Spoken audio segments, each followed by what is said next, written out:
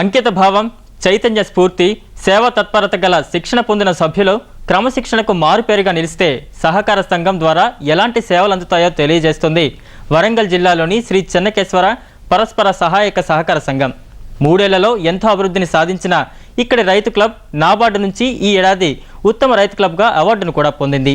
ఇలాంటి రైతు క్లబ్లను ఆదర్శంగా తీసుకుని ఈ ఏడాది ప్రారంభించిన 2004 రైతు క్లబ్లతో కలిపి మొత్తం రాష్ట్రంలో 7000 వరకు రైతు క్లబ్లు ఉన్నాయి.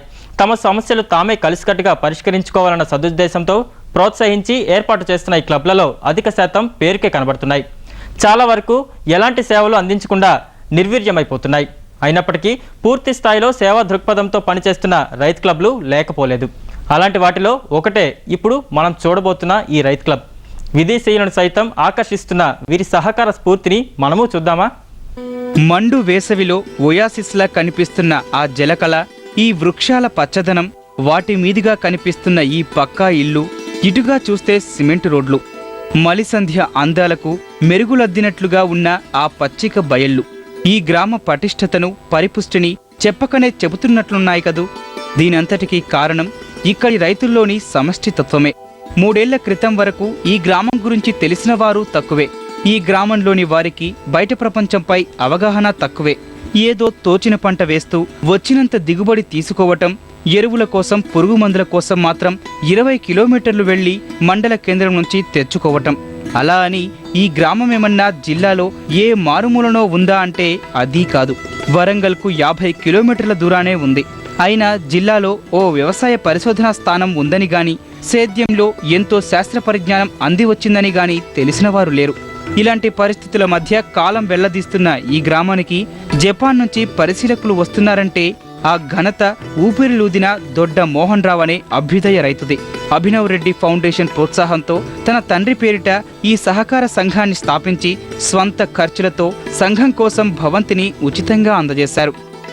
ఇక్కడున్న గ్రామ రైతులను డెవలప్ చేయాలన్న ఒక ఆలోచన మాకు కన్ఫెడరేషన్ ఆఫ్ కిసాన్ ఆర్గనైజేషన్కి వచ్చినప్పుడు సైంటిస్ట్గా అయినటువంటి దొడ్డ రామ్మోహన్ రావు మా తాళ్ళపూసపల్లి విలేజ్కి వచ్చి అక్కడ మేము రైతులతో స్థాపించినటువంటి సొసైటీని చూసి ఈ గ్రామాల్లో కూడా చేస్తే బాగుంటుందని అడిగినప్పుడు తనను కూడా తీసుకొచ్చి ఇక్కడ రైతులను కూర్చుండబెట్టి 2-3 సార్ల సమావేశాలు జరిపి ఈ గ్రామానికి శాస్త్రజ్ఞులను తీసుకొచ్చి 3 సంవత్సరాల నుండి పనిచేసినప్పుడు కొంత మార్పు వచ్చింది రైతుల దగ్గర.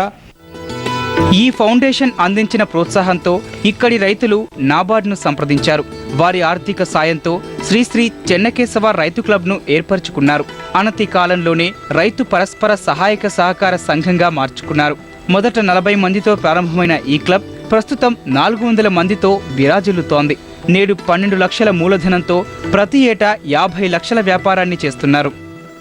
నాబార్డు మాకు కొంత సహకారం చేస్తుంది. ఆ నాబార్డు సహకారంతో శాస్త్రవేత్తలను తీసుకొచ్చుకుంటూ మీటింగ్లు ఏర్పాటు చేసుకుంటూ పొలాల దగ్గరికి పోయి చూయించుకుంటున్నాం. అయితే ఈ మధ్యలో మేము చేసే యాక్టివిటీస్ ఇప్పుడు సంఘం అభివృద్ధి వాటిని బట్టి నాబార్డు నుంచి బెస్ట్ అవార్డుగా తీసుకున్నాము.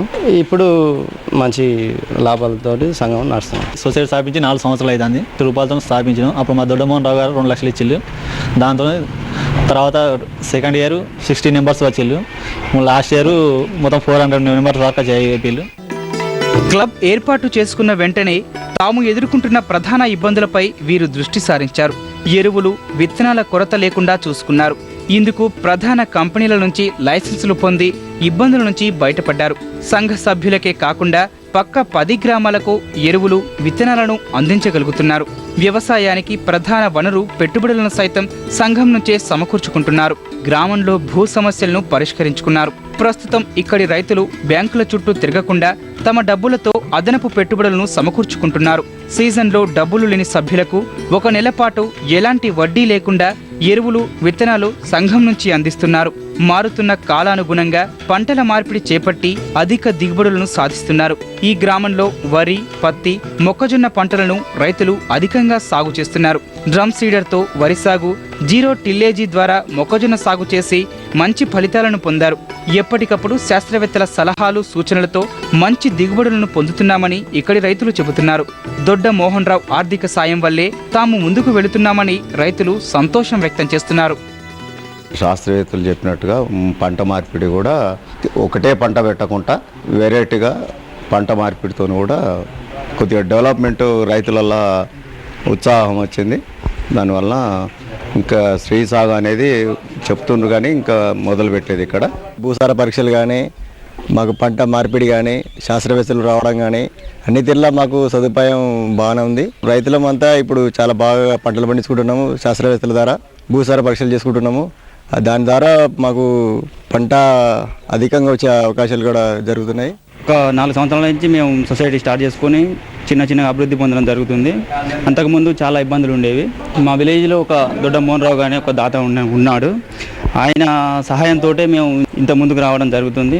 ఆయన విలేజ్కి వచ్చి చూసి మన విలేజ్లో సేవ చేయాలనే ఆలోచనతోటి ఈ సొసైటీ కట్టించి బిల్డింగు చాలా ఆర్థిక సాయం అందిస్తున్నాడు. దాంతో మేము ముందుకు పోవడానికి చాలా అభివృద్ధి చెందుతుంది. వ్యవసాయంతో పాటుగా దాని అనుబంధ రంగాల వైపు ప్రధాన దృష్టి సారించారు. పశువుల కృత్రిమ గర్భధారణ కేంద్రాన్ని స్థాపించి దేశవాళీ ఆవు